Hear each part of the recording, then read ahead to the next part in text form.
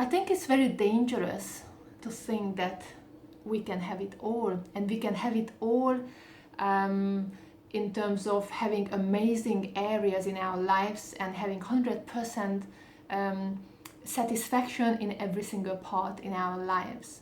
We can have it all, yeah? Because I think it puts a lot of pressure, especially on women. If you think about it, and how many women you know who are juggling with so many things, right? Have demanding careers, kids to look after, family, house chores, attending social occasions, and then trying to fit everything in their lives and meeting all that demand and being excellent at all those areas. And that's a lot of pressure. And I can also see that that this pressure to have these perfect areas in our lives can cause such a big dissatisfaction, because if you compare your own realistic life, where one area is better than the other, right? Because we focus on only a number of things, and naturally the other areas are going to be neglected slightly, right? So naturally, if you compare your existing life to those kind of perfect images and promises that yes, you can have it all, you can have an amazing life in every single area, it would be amazing. Yes, we can have that for a short time, but things will change, and that's normal. Yeah, that's normal. And so I think it would be much healthier to accept that what we focus on, that's what we improve, basically. So some areas will improve and some areas we maintain, or even some of them will decline, because that's just the nature of things. Yeah. But what I wanted to talk about today is the burnout phenomenon that I think is going around. I can see more and more women going through this. And I think this is one of the consequences of this you can have it all thinking, because women trying to do more and more and take on more and more tasks, showing that they can do everything, then they can do everything well. And I know that they can, but it's too much. And so many women reaches a stage where they feel extreme exhaustion. So basically, a burnout is an extreme fatigue, it's an extreme exhaustion. It's a state of exhaustion where it wouldn't be enough to just rest for a few days. So it's not just a normal tiredness that, oh, I'm tired. You actually have to have, like, depending on your individual circumstances and the level of the burnout, you would need to take time off and fully recover. And it's not just about because you don't like your job. This is a very common thing that I read, that I kind of noticed on the internet, that people are talking about a job burnout, yeah, when you have been doing a job that maybe you're not satisfied with. And that certainly can be the case. The problem is, if you just think that it's just from the job, then you're just going to get another job, and the situations or the circumstances or the underlying things can remain the same. And so you might not solve the whole problem.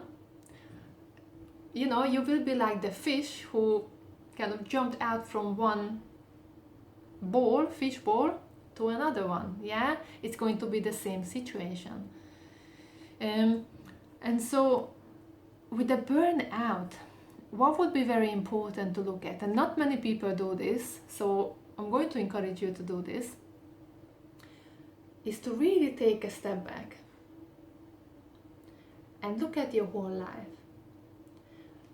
Because a burnout is not, as I said, it's not necessarily just from one job, or because you didn't like your job in the last year or 2 years or 3 years. A burnout, sometimes it's part of a bigger transitional crisis. So sometimes a burnout comes along when we would move from one life stage to another life stage. And so between two life stages, there's this painful transitional period, a crisis where we feel lost, we might be exhausted, or getting a burnout, or adrenal fatigue, chronic fatigue, you name it. It's very similar. Because a crisis can come out in three different ways, really. It either comes out in your health, and so burnout can be one thing that happens to you during that period, or adrenal fatigue, yeah. So either health or relationship crisis, which means that you might go through a breakup or divorce, or just a really hard period in your relationship, yeah. Or the third place or area where a crisis could show up is in your career, that you had enough, you just can't do it anymore, you want to do something different, but you don't know maybe what, and maybe it will be something completely different in the next stage. But so in either case, a crisis is basically just a transitional time between these life stages. And so the burnout might be just kind of a symptom that you're going through that period.